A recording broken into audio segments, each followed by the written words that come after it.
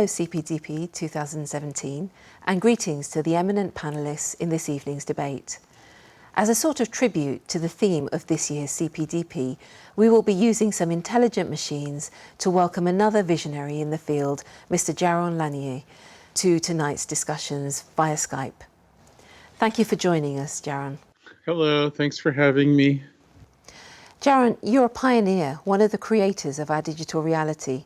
Everyone's talking about artificial intelligence, either as the saviour or destroyer of the world as we know it. What's your view? Artificial intelligence started out as a rhetorical device, actually, to criticize one of the earliest pioneers of computers, Norbert Wiener, who had called things cybernetics. And it turned into sort of a sales technique of imagining that computers have become alive. In my view, it's nothing but a fantasy. You can take any device and pretend it's alive or not. For instance, Adam Smith pretended money was alive and called it the invisible hand. Sometimes it's useful to have that fantasy, perhaps, but we must never forget that it is only a fantasy.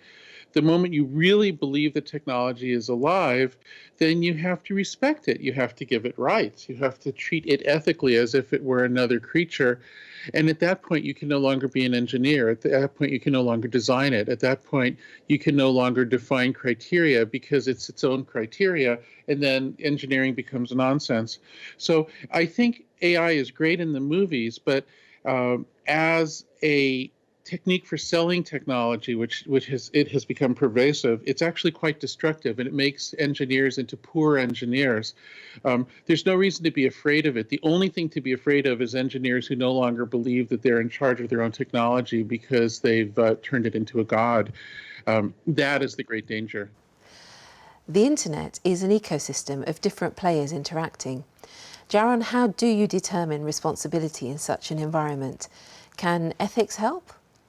Yeah, it's interesting because if you say ethics, sometimes it can elicit a negative response in Silicon Valley because people believe that some sort of dispassionate algorithmic optimization in the world is better than old-fashioned ideas about ethics. In my view, maybe an even more basic word like kindness is what we need.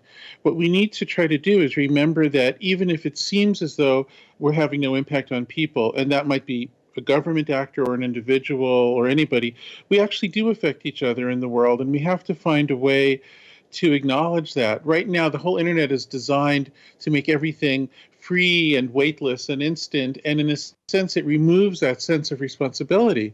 And I think we've made a mistake in creating it that way. I think that's the wrong fantasy. Weightlessness makes you into an asshole, if I can say that at a formal and dignified meeting. I'm sorry, I'm an American.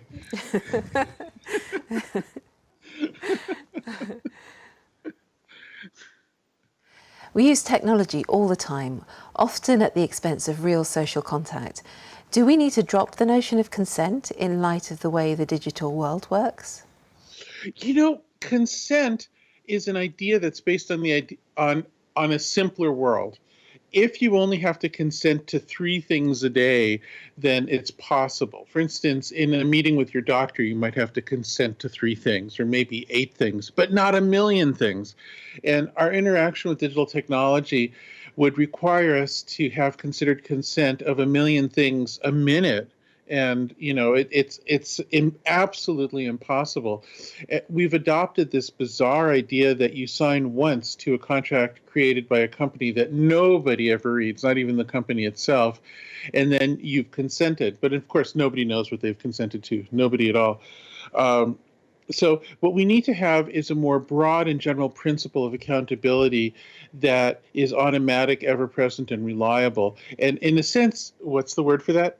Ethics. That's what ethics are. Ethics are standards that one can count on, that one can rely on, that don't require an absolute reconsideration of everything from the most basic principles at every moment of every day, always. Ethics creates space for life. At least that's how I would understand them in this new light of pervasive technology. Jaron Lanier, computer scientist, writer, philosopher and artist, thank you for enriching this evening's debate. All right, take care. I hope you have a good event. Thanks so much. Thank you. Bye-bye.